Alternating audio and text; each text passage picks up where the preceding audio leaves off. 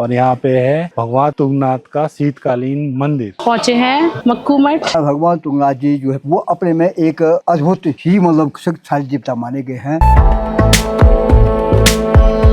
3 साल तक लगातार भ्रमण में रहते हैं और उसके बाद जो है 3 साल के बाद यहाँ पे महायज्ञ होता है। ये उत्तराखंड का सबसे बड़ा महायज्ञ है और ये उसकी कुंडी होती है।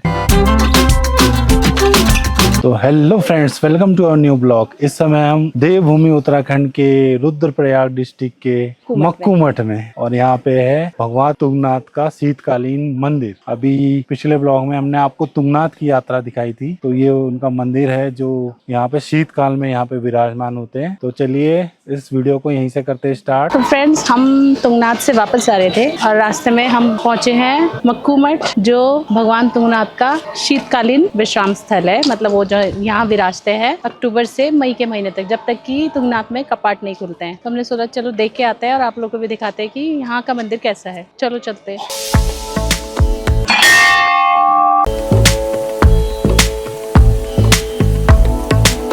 वैसे बहुत ज़्यादा डिस्टेंस नहीं है, आए और सामने है और हरियाली हो रखी है।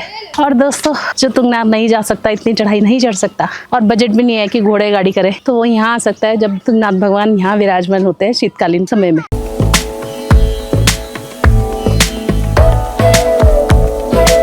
तो फ्रेंड्स, अभी हम पगडंडियों में चल रहे हैं और पीछे से ये आ रही है चिंकी, वैशाली नाम है इसका, वैशाली आ रही है पीछे से।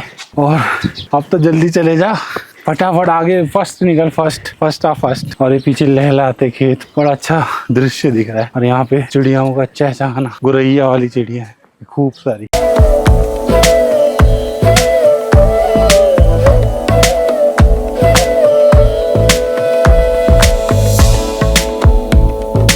और हम तो अभी बाबा के दर्शन ही करके आ रहे हैं तुंगनाथ से। हम सिर्फ यह देखने आए थे कि जहाँ बाबा शीतकालीन में रहते हैं वहाँ कैसा मंदिर है। तो अभी बंद है, बहुत सुंदर मंदिर है, वैसे ही घंटियाँ लगी हुई है।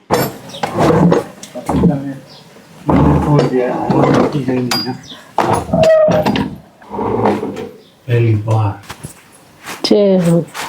अंदर भी लाइट जल रही, लाइट तो चला के छोड़ी हुई है। ये मेन गर्भगृह होगा ना। तो फ्रेंड्स, तो गर्भगृह के अंदर भी आ चुके हैं। यहाँ पे सभी तो भगवान जी यहाँ है नहीं, इसलिए वीडियोग्राफी कर ली है हमने। और जब भगवान होंगे तो यहाँ की वीडियो, वैसे ही भीड़ इतनी रहती होगी, खचाखच भरा रहता होगा, तो वीडियो लेने का तो चांस ही नहीं है। और यहाँ पे होते हैं भगवान जी विराजमान। और यहाँ पे गणेश जी दिख ही रहे हैं हमें। गणेश जी तो जहाँ भी शिव जी होते हैं वहाँ रहते ही रहते हैं, गणेश जी और पार्वती माता। तो ये है, और घंटियाँ लगी है। जय भगवान। चला अब चलते हैं बाहर को और बाहर के भी दर्शन करते हैं कि क्या क्या है। तो ये यहाँ के हैं पुजारी जी, इनसे जानते हैं यहाँ की महिमा। जय बाबा तुंगनाथ जी की। ये स्थान जो है मक्कू ग्राम, जो कि भगवान तुंगनाथ जी का गद्य स्थान है। तुंगनाथ जी ऊपर में है, मंदिर तुंगनाथ जी का ऊपर में है। और यहाँ पे मरकटेश्वर महादेव जी का मंदिर है। ये स्थान जो है तुंगनाथ जी का गद्य स्थल है। तुंगनाथ जी जब कपाट बंद हो जाते हैं तो यहीं पे जो है 6 माह यहीं पे पूजा अर्चना होती है हमारे द्वारा। हम मैठानी पुजारी लोग हैं यहाँ पे, पुरोहित भी लोग हैं, हम ही हैं, और पुजारी भी हम ही हैं। जैसे केदार बाबा का गद्य स्थान उखी मठ में है, उषा मठ बोलते हैं वहाँ के लिए, तो वैसे ही तुंगनाथ बाबा का गद्य स्थान यहाँ पे है। दोनों मंदिरों की पूजा प्रतिष्ठा जो भी हम ही लोग करते हैं। तो ये सारी व्यवस्थाएं हैं। आदि गुरु शंकराचार्य के द्वारा जो है ये व्यवस्था दे दी गई थी। पूर्व में जो है बिल्कुल सनातन धर्म एक बिल्कुल खत्म सा हो गया था। तो आदि गुरु शंकराचार्य का प्रादुर्भाव 12 वर्ष की अवस्था में उन्होंने इन सारे मंदिरों की खोजबीन की। ये मंदिर पंच केदार में है। जैसे केदारनाथ हो गया पहले में, दूसरे महेश्वर हो गया मध्य में, तीसरा तुंगनाथ हो गया, चौथा रुद्रनाथ हो गया, पांचवा कल्पेश्वर। ये भगवान शिव के अलग अलग रूपों की पूजा है और इन्हीं रूपों को पंच केदार भी कहा गया। ये सारी यहाँ की व्यवस्थाएं हैं। और आदि गुरु शंकराचार्य ने जब पूजा प्रतिष्ठा यहाँ आके 12 वर्ष की अवस्था में इन तीर्थों की खोजबीन करके उसके बाद जो है ये सारी व्यवस्थाएं चलाई।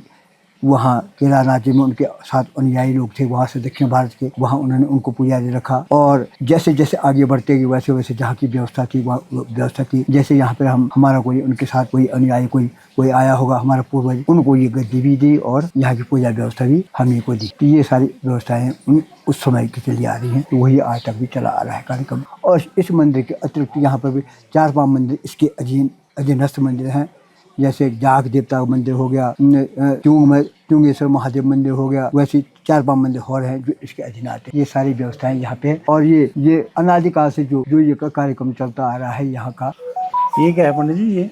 ये जो है यहाँ पे तुंगनाथ जी का जब महायज्ञ होता है, भगवान तुंगनाथ जी जो है पंच केदारों में जो है तृतीय केदार, वो अपने में एक अद्भुत ही मतलब शक्तिशाली देवता माने गए हैं। और भुजा और हृदय की जो उनकी पूजा होती है उसमें वो साक्षात रूप से विराजमान है उसमें, उस पिंडी में। तो ये जब चलते हैं तो ये करीब 18-20 सालों में एक बार अपना पूरा क्षेत्र, जिसको 85 गूंड भाव कहा गया है, वो अपना भ्रमण करते हैं। भ्रमण के दौरान सब हर एक गाँव में जो है उनके स्थान है, जैसे ये यहाँ पर है स्थान, तो वैसे हर गांव में, उन 85 गूढ़ गांव में वहाँ का स्थान है। तो वहाँ जाते हैं और पूरे मतलब कि वो वहाँ जो है आशीर्वाद देकर फिर तब लास्ट में जो यहाँ पे जो है 3 साल बाद, 3 साल तक लगातार भ्रमण में रहते हैं। और उसके बाद जो है 3 साल के बाद यहाँ पे महायज्ञ होता है। ये उत्तराखंड का सबसे बड़ा महायज्ञ है और ये उसकी कुंडी होती है। हर लाखों लोग यहाँ पे दर्शन के लिए आते हैं उस समय। ये 20 साल बाद होता है ये महायज्ञ। अभी 22 में हुआ ये, तो अभी पता नहीं कब हो जाएगा, भगवान की जब लीला होगी तो ये सारा कार्य। जय बाबा तुंगनाथ जी। ठीक है पंडित जी, धन्यवाद। ठीक है, सुना फ्रेंड्स, आपने पंडित जी के सुन लिया होगा इस मंदिर की गाथा। और जो यहाँ पे 6 महीने यहाँ रहते हैं, 6 महीने वहाँ। पहले मैंने गलत बोल दिया था, 8 और 4, तो 6 महीने यहाँ रहते हैं, अक्टूबर से अप्रैल तक, और अप्रैल से फिर वही। पंडित जी बता रहे थे मुझे कि ये इस वजह से है कि एक तो बर्फ पड़ जाती है वहाँ शीतकाल में, और दूसरा ये है कि 6 महीने देवताओं के यहाँ पूजे जाते हैं और 6 महीने मनुष्यों के यहाँ। तो ये मनुष्यों वाला स्थान है और वो देवताओं वाला स्थान। तो ये थी यहाँ की गाथा। इधर भी एक छोटा मंदिर है और इस पे पूरे में चंदन लगा हुआ है, तो मुझे लगता है कि शायद इस पे चंदन पीसते होंगे भगवान को लगाने के लिए। छोटे से शिवलिंग है। तो फ्रेंड्स, भगवान यहाँ रहते नहीं है, तो ये देखिए लोटा चढ़ाने का जल, ये भी चमकाना पड़ेगा। शिवलिंग का जल अभिषेक करते हैं तो पानी यहाँ से आता होगा। जल चढ़ाने वाले कलश, इसे पानी भरने के लिए। और यहाँ पे भी बने हैं छोटे छोटे मंदिर। श्री लक्ष्मी नारायण एवं भूतनाथ।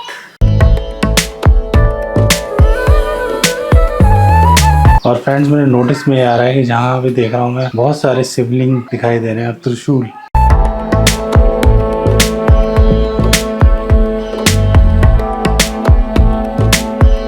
दोस्तों, जैसे हमने वहाँ पे आपको एक कुंड दिखाया था जिसके बारे में बताया था कि वहाँ पिंडदान होता है, वैसे एक कुंड यहाँ पे भी है और ये बहुत साफ सुथरा है और इसमें पानी भी गिर रहा है और नंदी जी बने हुए हैं जिनके मुंह से ऐसे पानी आ रहा है। तो फ्रेंड्स, शीतल ने आपको कुंड के बारे में बता दिया, तो जब यहाँ आए तो कुंड का थोड़ा सा पानी अपने ऊपर भी छिड़क लेते हैं।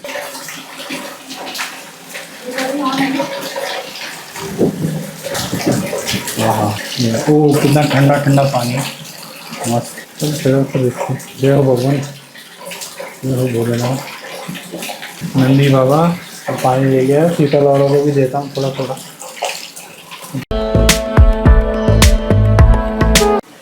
लो जी, जल्दी जल्दी। तो फ्रेंड्स, यहाँ पे कलश वगैरह रखे हुए हैं। जब जलाभिषेक करते हैं तो यहाँ से कुंड से ले जाते होंगे और भगवान के ऊपर अर्पित करते होंगे। खूब सारे हैं यहाँ पे, देखिए दोस्तों। जैसे कि हमने दिखाया था तुंगनाथ मंदिर में जैसे बाबा का स्थान था, वैसे ही और साथ में ही बाहर आते पार्वती माता का मंदिर था। यहाँ पे भी सेम वही है कि बाबा के स्थान का जगह मंदिर ये है और हमारे पीछे ही सेम साथ में पार्वती माता का मंदिर है। और फ्रेंड्स, मंदिर प्रांगण में ये आश्रम भी है। पंडित जी वगैरह रुकते होंगे यहाँ पे, यहाँ रूम भी मिल सकता है यहाँ पे। आई थिंक अगर श्रद्धालु आते हैं तो यहाँ पे बुक करते होंगे, पूरा तो श्योर नहीं हूँ मैं, बट आश्रम सा नजर आ रहा है। और फ्रेंड्स, एक फैक्ट और आपके साथ शेयर करना था कि बाबा की यहाँ से जब डोली जाती है यहाँ से तुंगनाथ के लिए, तो काफी संख्या में श्रद्धालु इकट्ठा होते हैं और बाबा को अपने कंधों पर ले जाते हैं ऐसे डोली में। और यहाँ से जो बाबा की डोली जाती है वो अप्रोक्स 11 बजे के करीब चलती है और वहाँ पहुँच जाते हैं वो 7-8 बजे। तो सोचिए कितना दूर है, यहाँ से डिस्टेंस बहुत ज़्यादा है। हमें तो चढ़ने में ही टाइम लग गया था, बट यहाँ के लोकल्स बताते हैं कि एक शॉर्टकट रास्ता भी है जहाँ से डोली होते हुए जाती है पहाड़ बाई पहाड़ और तुंगनाथ मंदिर में पहुँच जाती है। और यहाँ पे जो आपको बाबा के दर्शन हो पाएंगे यहाँ पे, तो वो होंगे शीतकाल में, अक्टूबर से और मई तक। उसके बाद बाबा की डोली वहीं तुंगनाथ में, जहाँ हमने पिछले ब्लॉग में आपको दिखा दिया। मंदिर का पूरा कंप्लीट हो गया है, अब चलते हैं घर की तरफ। तो फ्रेंड्स, हमारे इस ब्लॉग के लिए इतना ही। भले ही ब्लॉग छोटा रहा, तो मंदिर के बारे में जानने को मिला होगा। हमने कोशिश करी कि सब कुछ कवर कर लिया जाए। हमारे पास टाइम की भी थोड़ी शॉर्टेज थी, हमें निकलना भी है, तो यही था हमारा ये वाला ब्लॉग। तो मिलते हैं आपको नेक्स्ट ब्लॉग में। Till then, be safe, be happy, be blessed, take care, bye bye. और भगवान शिव के यहाँ से पे खड़े हैं तो नमो पार्वती पते, हर हर महादेव। बाय।